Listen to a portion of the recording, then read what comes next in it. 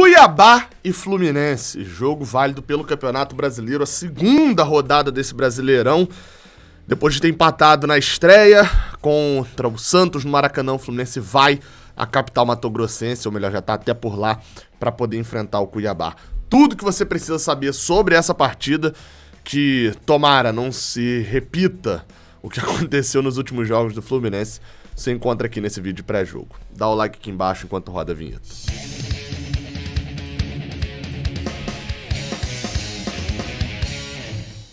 Seja bem-vindo, você guerreira de todo o Brasil, de todo mundo. Aqui é o canal Raiz Tricolor. Eu sou o Gabriel Amaral, sou jornalista por formação, mas sou tricolor de coração. Você deixa o seu like aqui embaixo, você se inscreve aqui no canal. E claro, vou te fazer aquele pedido maroto de você fazer o download do OneFootball. Tudo sobre o Brasileirão. Por que você não baixou ainda, cara? Sério mesmo. Você tá pensando... Não adianta não. Nem adianta adiantar esse vídeo. Tá aqui embaixo o link. Aproveita para você ir lá acompanhar, já que a partida de hoje será às 9 horas da noite, às 21 horas, hein? 21 horas, 9 horas da noite no sábado, enfim. Mas é 8 horas no horário local, né? Cuiabá tá 1 hora atrás aí em relação ao horário de Brasília. 9 horas da noite pra gente que tá aí no horário de Brasília. Jogo transmitido pelo Premier e pelo Sport TV. O Sport TV também passa a partida. Terceiro jogo entre Fluminense e Cuiabá na história. Exatamente, tiveram os dois do ano passado só. Uma vitória aqui no Rio de Janeiro, gol de Gabriel Teixeira. E um empate por 2-2 lá, em que a gente poderia ter vencido. Teve um erro de arbitragem ali pra mim, bem bobo, num gol de Calegari, que a gente podia ter aberto 3-1. Depois acabamos tomando um empate. O Cuiabá é muito jovem, né? Por isso os poucos jogos. Vamos falar da partida de hoje. Bem, o desânimo e o descrédito no time é bem alto, assim, né? No último vídeo de pré-jogo, eu falei que o clima ele era estranho. Hoje ele não é estranho. Eu falei na época, a gente tinha confiança e tal no time, principalmente na parte defensiva, mas tinha um clima de desconfiança, enfim... O torcedor do Fluminense não tinha confiança total ainda no time do Fluminense, e essa confiança se justificou. A paulada que o Fluminense tomou do Júnior de Barranquilla por 3-0 foi muito forte, né? Por mais que o Cuiabá também tenha perdido pro Racing, mas você perder pro Racing no cilindro é totalmente diferente de você perder pro Júnior de Barranquilla. E claro, o Cuiabá perdeu um jogo na Argentina é diferente do Fluminense perder um jogo na Colômbia. A impressão que eu tenho sobre esse Fluminense de 2022, é uma reflexão que eu venho fazendo, é de que a expectativa, que sempre foi alta, tá? Vou pegar aí os anos mais recentes, dos últimos 5 anos. Pô, tirando a temporada com o Odair Hellmann, quando a gente chega nesse início de Brasileirão e tal, normalmente ela é uma expectativa alta pro time. 2017 não era tão alta, mas você tinha ali, a gente tinha ido de cada minutos de ir pra uma decisão de pênalti, quase venceu o Flamengo na final do Campeonato Carioca, e você iniciar o Brasileirão em 4 jogos, vencer 3. Aí você vai pra 2018, pô... Você tem ali um início mais ou menos, mas no Campeonato Carioca, mas a gente cai num lance bobo na semifinal pro Vasco, e você tem no Brasileirão um início bom. O Fluminense chega a fechar 6ª ou 7ª rodada no G4, brigando por liderança, inclusive. Dorme na liderança naquele jogo contra a Chapecoense, que o jogo foi ali justamente no início, ali no meio de maio. 2019 você tinha Fernando Diniz, né? Mesmo quem é contra Fernando Diniz hoje, etc., na época... olhava e falava, pode ser que esse futebol dê certo ali no Brasileirão, ele tem seus problemas e tal, mas, enfim, tinha uma pontinha de esperança ali mesmo com o elenco bem ruim. Como eu falei, eu tiro o 2020, né, teve a paralisação da pandemia, foi um outro roteiro de ano. 2021 você tinha a invencibilidade de Roger Machado e, enfim, a campanha boa na primeira fase da Libertadores, passando em primeiro do grupo. Então, assim, todos os anos você teve uma expectativa meio alta. Só que nesse ano, além da expectativa alta que a gente cultivou em boa parte do ano até agora, as peças e a sensação de que a gente não é mais, entre aspas, a gente não tem um elenco de refugos, não é mais pobre, assim, né, dentro dessas contratações que foram feitas, fizeram a expectativa estar ainda mais alta. E por isso acho que a gente teve tantos baques ao longo do ano. Eu diria que esse foi o terceiro, a gente teve 3 baques muito fortes. A estreia contra o Bangu, aquela sequência, a eliminação do Olímpia e o quase eliminação pro Botafogo logo na sequência, e o terceiro baque foi essa goleada pro Júnior de Barranquilha. Como consertar isso, Gabriel? Vencendo. O Fluminense tem que voltar de Cuiabá com 3 pontos. 1 ponto hoje talvez vá ser interessante lá pro final, mas pro momento do Fluminense, o Fluminense precisa arrancar 3 pontos lá contra o Cuiabá. Como fazer isso? Vamos falar agora no Bola em Campo. Bem, a bola está em campo e a gente fala da escalação provável do time. Bem, ao que tudo indica, pode ter alterações, tá? Pode ter alterações dentro dessa escalação aqui. Mas vamos lá. Fábio no gol. Deixa eu consertar que tá o símbolo do Cariocão lá em cima, né? Tá aí, agora tá certinha, tá atualizada com as cores, inclusive, dos cards.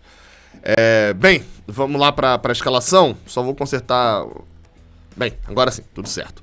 Fábio no gol, Nino, Manuel, David Braz. 3 zagueiros aparentemente mantidos.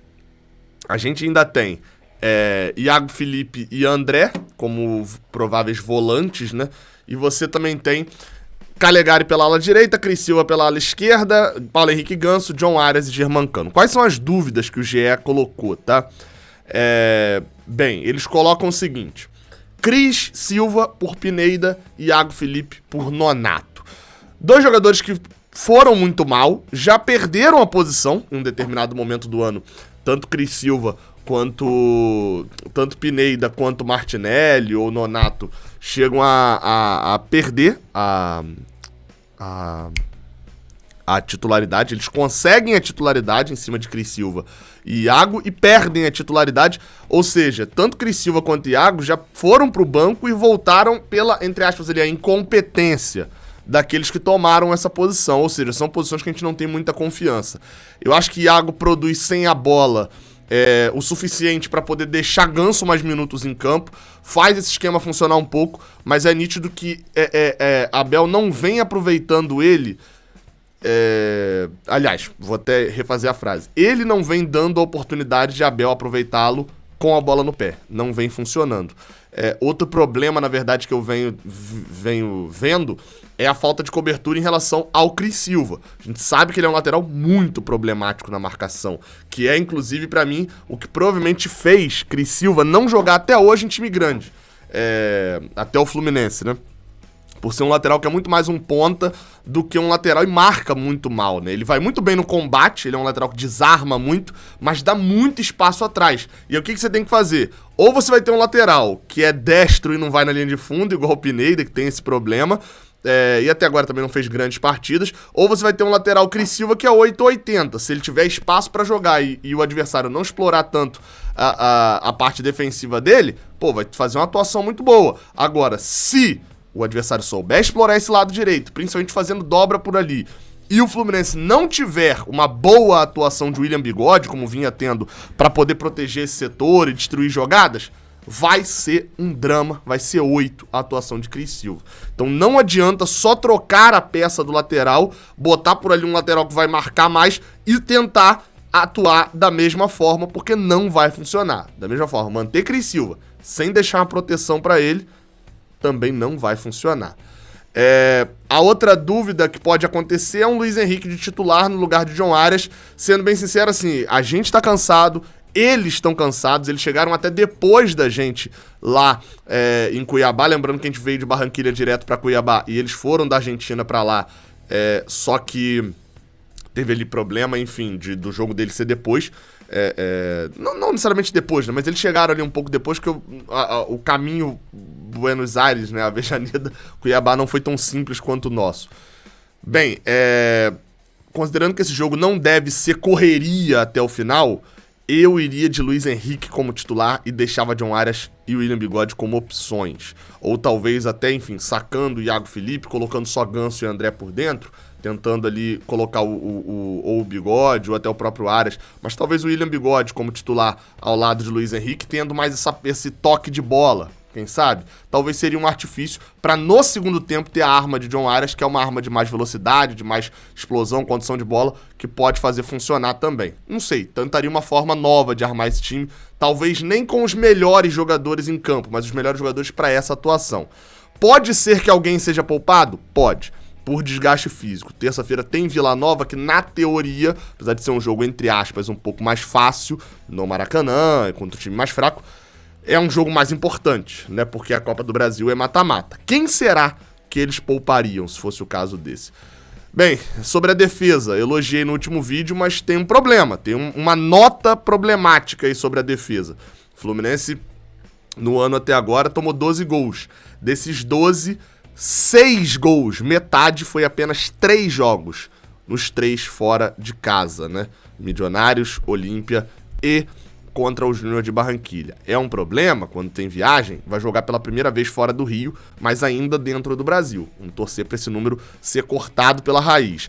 Já sobre o Cuiabá, eles têm 41 gols em 18 jogos. É quase ali 2,5, quase 3 gols por jogo. Mas óbvio, né, eles têm ali o problema em relação a ter um estadual fraquíssimo, que faz com que não dá para medir muito o nível do Mato-Grossense pelo Cuiabá, né, ou melhor, do nível do Cuiabá pelo Mato-Grossense. Números podem enganar. Tem um fator ali sobre o Cuiabá, né, que é o famoso time dos esquecidos, né. Eu vou ler aqui o time do Cuiabá. Esquecidos não, mas é aquele jogador que você falava, cara, onde é que ele tá? E aí você vai ver que ele tá no Cuiabá. Olha a provável escalação deles. Walter, aquele mesmo, ex-Corinthians, é possível, bem possível de que jogue, não jogou contra o Racing. João Lucas, ex-Flamengo, lateral direito da base do Flamengo. Marlon Empereur, sim, só tem um Empereur, né? Aquele ex-Palmeiras. E o Igor Cariús. Esse também mais conhecidinho, mas nem tanto. Rafael Gava, PP, ex-Flamengo. Rodriguinho, sim, aquele, Corinthians, Bahia, etc.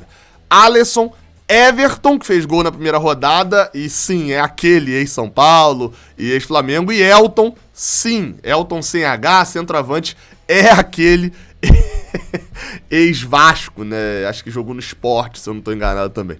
Então a seleção de jogadores daquele que você fala, caraca, eu conheci esse cara e nem lembrava, enfim. Cuiabá, que como eu falei, ganhou na sua estreia, venceu fora de casa o time do Fortaleza. O Fortaleza escalou o time reserva, eles ganharam com o gol do Everton, um gol até meio estranho. Souberam se defender muito naquele jogo, bloquearam muito o Fortaleza. Tomara que hoje seja diferente, eles têm 3 pontos, a gente tem 1, eu quero terminar essa partida estando à frente deles na tabela. E falando de arbitragem, já que o último jogo que a gente teve lá na Arena Pantanal foi polêmica de arbitragem, vamos falar do árbitro de hoje. E para falar do árbitro de hoje, eu vou fazer o seguinte. Eu vou botar na tela aí a caricatura dele, segundo o Cartunista Tricolor. Sigam lá no Instagram, @cartunistatricolor. É o Edu, pô, sempre deu muita moral aqui pra gente. E ele fez um post acho que não foi no último não, mas foi num dos últimos jogos apitados pelo árbitro da partida de hoje. É o Sávio Pereira Sampaio. É ele que vai apitar a partida. E olha pra você ter noção aí, ó, do cartoon, da caricatura que o Edu fez do Sávio Pereira Sampaio, exatamente dele conseguindo enxergar perfeitamente o lance. E se você conhece de Chaves e conhece de Fluminense, você sabe o que todos esses personagens aqui estão gritando pra ele. Sávio Pereira Sampaio, pra quem não se lembra, ficou muito marcado no ano passado, na temporada, no ano passado exatamente, no jogo contra o Santos, onde ele expulsa Nino, dá 2 cartões amarelos a Nino por uma falta que não aconteceu no jogo contra o Santos na Vila Belmiro, e o jogo acaba 1-1 pro Santos, com gol nessa falta, um gol do Santos saindo por causa dessa falta.